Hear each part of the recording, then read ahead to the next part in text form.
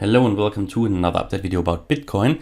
Bitcoin, we start to see a little bit of volatility ahead of the FOMC meeting outcome. So today we can expect some volatility because we have, there will be an announcement of the FOMC meeting, which started to take place yesterday and will run into today, and then there will be the announcement about what is going on with interest rate increases in the USA. And typically what we can expect from that is typically a little bit of volatility.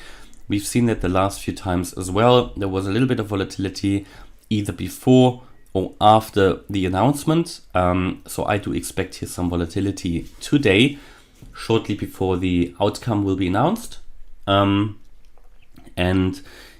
I don't expect a long-lasting impact unless really something very unusual or unexpected happens, because a lot is already priced in.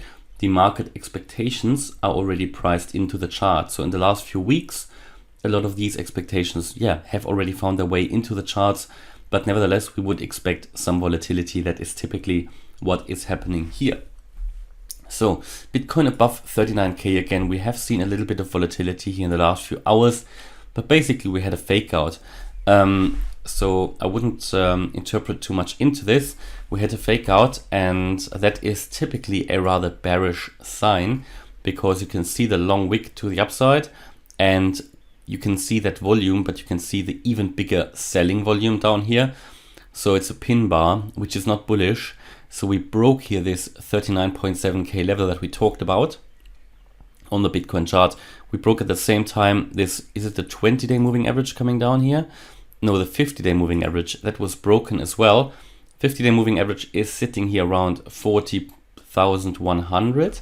Now that was broken, but you can see how long that pin bar is. So the price did go up to 41.7K, and it was sold immediately, or it was bought up. No, it was sold off immediately. So that just shows that, first of all, the market is extremely nervous, but then also that, the sellers will just take advantage of any price increase, and they will sell off immediately.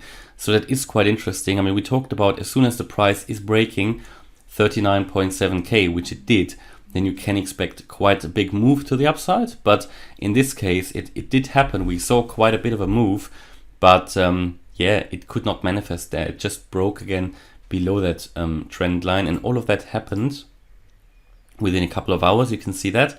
So it all went up in this 1 hour here. Started already the sell-off up here, which was bearish already in that 1 hour candle. And then we had a engulfing candle, and that engulfing bearish candle is bearish, and that typically indicates a price drop. So whenever you get a fake out like that, and especially then if you see afterwards an engulfing bearish candle, which is basically engulfing the entire previous price action, that definitely increases the chances of another sell-off afterwards. So what we're doing here is potentially now just a bit of a consolidation, and then we could actually see the price go in the other direction. Of course, I don't know, but that is what sometimes happens after a fake out into one direction, that you see the move into the other direction. What is happening here in this triangle? So we've got obviously this symmetrical triangle we talked about. We've got this labeled as wave 4, so the next wave down could be that wave 5 to the downside. Of course, there is also a potential that we move to the upside. That would happen above roughly 45.5 to 46.5K. In that zone, if you break that to the upside, we can unlock levels or price levels all the way up to 65K. So I would then be looking at a price range between 55 and 65K, between certain Fibonacci levels here. If that happens, what I would do, I would take a long position here. I talked about that after a successful retest and increase the volume. I will take a long position and take profits into this area, because I believe that from here the price will then move down into my yellow primary target area. However, I still primarily expect the price to go down straight away, but it more and more becomes here a 50%, 50-50 thing at the moment in this triangle. I mean, if you are in a downtrend and you can see it in the price action, then you can expect, or you pretty much are very certain in which direction a price is moving. But at the moment, because we are in this triangle, it really is 50-50, and it's taking a long time. I still think it's more likely that we sell off to the downside more imminently, but the price is making it really difficult for us. Yeah, I mean, you can see that in this whole triangle, the majority of times the price has been moving in this lower range here. At the moment between 38k and 39.7k. This is the range I'm looking at here at the moment. And if you break one of these levels, that will, with the high likelihood, accelerate the price move into one of these directions. Overall, as I said, this here could be the wave 4, maybe complete, maybe not yet. Maybe we'll see another higher high here, and then the wave 5 still to come, or maybe we are already in the wave 5. There's no way of knowing that. Yeah, so it could be that we've got this already as a wave 1 here. This was the wave 2, and we're now already here moving in that wave 3 to the downside, because again, a wave 5 again consists of 5 subwaves. Now there's another way of labeling this, and it doesn't really change the outcome, but it is quite interesting just to understand what could be going on here. So what you have here in this scenario, let me just take a look.